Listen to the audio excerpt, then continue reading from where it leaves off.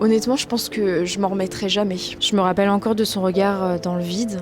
C'est comme si on lui avait tout pris, qu'il restait plus rien. J'ai emménagé en 2022 à Paris et comme tous les Parisiens, je suis allée à la ménagerie parce que j'avais envie de voir des animaux. Une ménagerie, c'est un mini zoo où on voit du coup des animaux sauvages qu'on ne verrait jamais vers chez nous, mais qui sont souvent implantés dans la ville.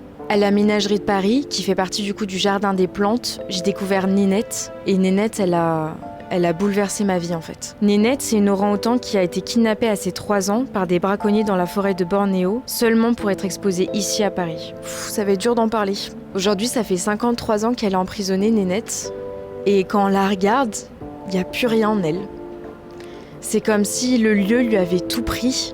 Elle est devenue vide, elle est devenue vieille, et on lui a enlevé toute la forêt. On lui a tout enlevé, tous ses souvenirs. Son histoire, elle m'a tellement touchée que je ne suis plus jamais revenue dans un zoo ni une ménagerie. Et la seule chose pour en finir avec ce genre d'endroit, c'est le boycott. On le dira jamais assez. Parce que j'ai peur que Nénette, elle finisse par donner son dernier souffle dans cette prison. J'ai tellement d'espoir que ce genre d'endroit n'existe plus. Mais ça, on n'arrivera pas à les fermer seuls.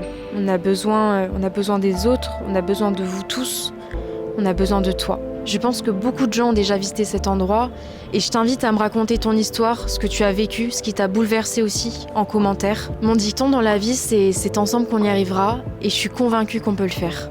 J'ai juste besoin de toi.